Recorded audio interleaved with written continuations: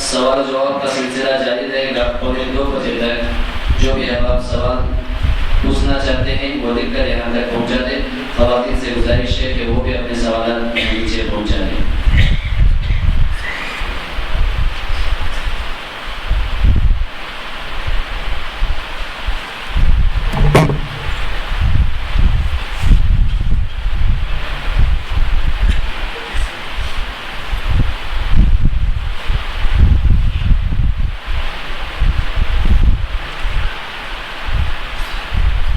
سوالات ہیں.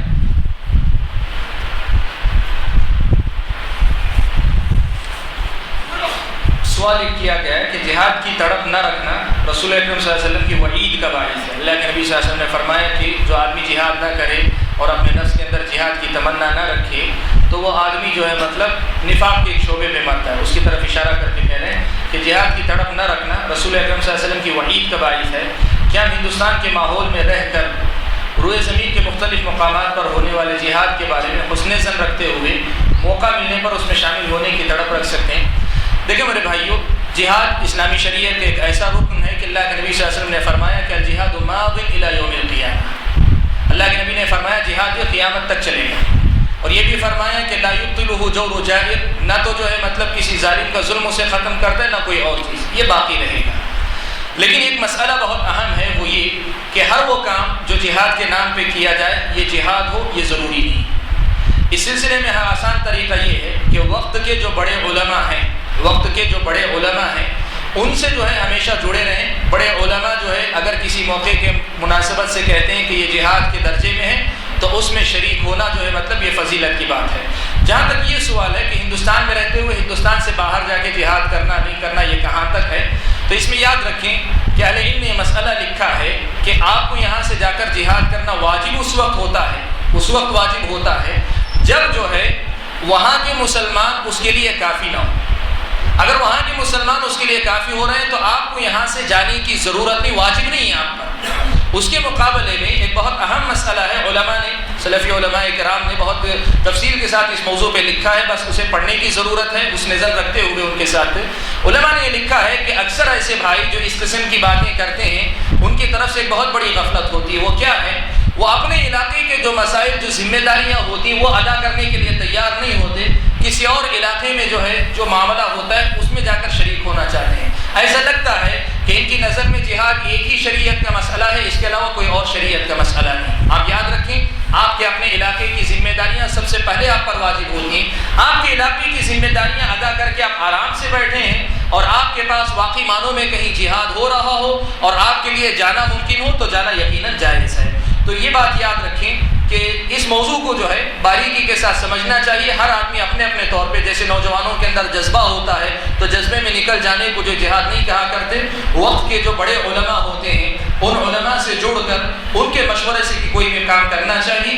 اور ان حالات میں یہ کہنا کہ جو بھی کام جہاں بھی ہو رہا ہے سب جہاد ہے، جیسے میں نے کہا کہ ایسی بات صحیح نہیں ہے. بہت سے کام ایسے ہیں جو شکل بظاہر نظر آتی ہے لیکن شریعت کی اصطلاح میں جو جہاد ہے اس پر پورے نہیں اترتے ہیں. اللہ تعالیٰ اعلم. ایک سوال یہ تھا.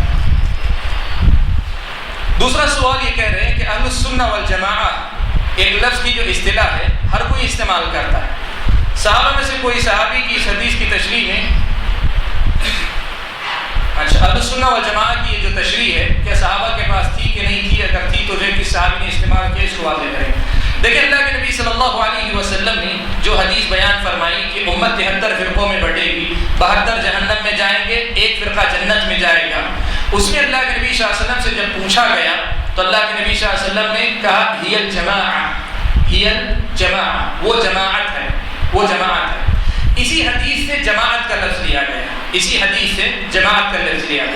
ایک دوسری حدیث ہے اللہ کے نبی صلی اللہ علیہ وسلم کی، اللہ کے نبی نے کہا کہ تم میرے بعد جو باقی رہو گے فَإِنَّهُ مَن يَعِشْ مِنكُمْ فَسَيَرَى اخْتِلَافًا كَثِيرًا فَعَلَيْكُمْ بِسُنَّتِي وَسُنَّةِ الْخُلَفَاءِ الرَّاشِدِينَ الْمَهْدِيِّينَ مِن بَعْدِي. کہ میرے بعد تم بہت زیادہ اختلاف دیکھو گے تو تم کیا کرو گے؟ کہا تم میری سنت کو اور خلفائے راشدین کی سنت کو لازم پکڑے رہو. تو یہ سنت جو ہے یہ جو ہے نجات کی راہ ہے. جیسے امام مالک رحمۃ اللہ علیہ نے ایک بہت پیارا جملہ کہا اسی حدیث کی وضاحت کرتے ہوئے کہا السنت سفینۃ نوح. سنت جو ہے یہ نوح علیہ السلام کی کشتی جیسی. من رکبھا نجا، جو اس پر سوار ہوا وہی نجات پایا، اور جو اس کو چھوڑا وہ ڈوب کر جو ہے ہلاک و برباد ہوا۔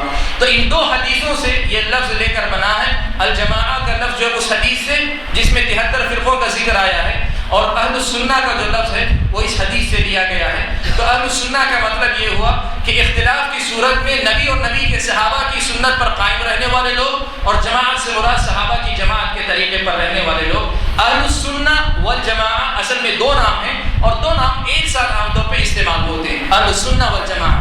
اب اسی کو اردو میں تھوڑا سا بگاڑ کر اہل سنت والجماعت کہتے ہیں، بدقسمتی سے جو قبر پرستی کرتے ہیں، جو غلط بدعات وغیرہ میں مبتلا ہیں، وہ اسے استعمال کرتے ہیں، جبکہ اہل سنت والجماعت کا یہ لقب ان لوگوں کے ساتھ خاص ہے جو صحابہ کے طریقے پہ چلتے ہو، عقیدے میں، عبادات میں، معاملات میں، سیاست میں، سارے معاملات میں جو صحابہ کے طریقے پر ہوں، اسی کو جو ہے اہل سنت والجماعت کہتے ہیں۔ واللہ اعلم بالصواب۔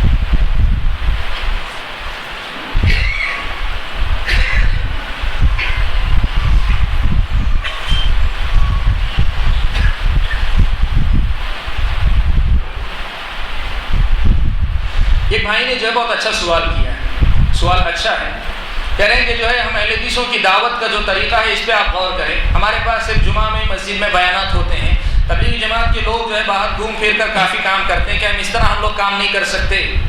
یہ سوال کر رہے ہیں۔ جہاں تک شرعی اجازت کی بات ہے، آپ گھوم پھر کر لوگوں کی اصلاح کرنا چاہیں، شریعت میں اس سے ممانعت نہیں، لیکن اس کی کچھ اصول و آداب ہیں، اس کا خیال رکھنا چاہیے۔ اور ہمارا جو تبلیغی جماعت سے جن باتوں پہ اختلاف ہے، ان میں سے جو کچھ بنیادیں یہ بھی ہیں جن کا میں ذکر کرنے جا رہا ہوں۔ سب سے پہلی بات یہ ہے کہ تبلیغ کرنے کا کام جو ہے وہ علماء ہونے چاہیے یا علماء کی نگرانی میں ہونا چاہیے۔ آپ جو ہے جس کی اصلاح کرنے کے لیے نکالتے ہیں اسی کو مبلغ بنا دیتے ہیں۔ اس آدمی کو جو خود ابھی دین کی سمجھ نہیں ہوتی وہ خود مبلغ بن جائے، اسلامی شریعت میں جائز نہیں ہے کہ علم نہ رکھتے ہوئے آدمی تبلیغ کے لیے جائے، ایک بات۔ دوسری بات یہ ہے کہ تبلیغ کے لیے جماعت نکالنا ضروری ہے، اصلاح کے لیے جماعت نکالنا ضروری ہے، ایسا کوئی شریعت کے اندر قاعدہ نہیں ہے، ایسا کوئی شریعت کے اندر قاعدہ نہیں۔ آپ اپنی بستی کے اندر اصلاح کریں، آپ اپنے پڑوس کے اندر اصلاح کریں، آپ جو ہے اپنے علاقے کے اندر اصلاح کریں۔ یہ جو طریقہ ہے کہ لے کر نکلنے ہی کو تبلیغ کرتے ہیں، اسی کو اصلاح کہتے ہیں۔ شریعت کے اندر ایسی کوئی قید نہیں آئی ہے۔ اور ان سب سے بڑھ کر یہ ہے کہ اصلاح اور تبلیغ کا جو ایک منہج ہے، ایک طریقہ ہے۔ اللہ کے نبی صلی اللہ علیہ وسلم نے صحابہ کی اصلاح کی تو سب سے پہلے عقیدہ درست کیا، توحید سمجھائی، سنت اور بدعت کا فرق اللہ کے نبی نے سمجھایا۔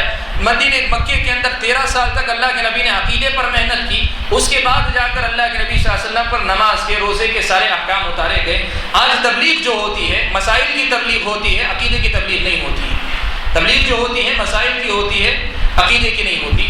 تو اس قسم کے بہت سے اصول ہیں جن کا خیال رکھ کر اگر کوئی بھائی یہ کہنا چاہتے ہیں کہ ہم کو بھی میدان میں نکل کر کام کرنا چاہیے، اس لیے کہ ہم صرف دعویٰ کرتے ہوئے بیٹھے کہ ہم ہی صحیح ہیں، تو یہ دعویٰ کچھ کام آنے والا نہیں ہے۔ تو ان کو یہ بات کہی جائے گی کہ ہاں آپ کے اس جذبے کی قدر ہے، آپ کو نکلنا چاہیے میدان میں بھی، لیکن اس کا یہ مطلب نہیں ہے کہ مسجد میں جو بیانات ہوتے ہیں، جو کام ہو رہے ہیں، ان کی حیثیت نہیں ہے، اہمیت نہیں ہے، ایسی کوئی بات نہیں ہے۔ تو تبلیغ کا کام یقیناً ہونا چاہیے۔ سب سے پہلے آدمی جو ہے اپنے گھر کے اندر اصلاح کرے، اپنے گھر کے بعد اپنے معاملہ، اپنی ذات اپنے گھر سے شروع کرے، اور اپنے ذات کے ساتھ اپنے خاندان پہ محنت کرے، پھر اس کے بعد پورے مسلم معاشرے کو سدھارنے کی کوشش کرے۔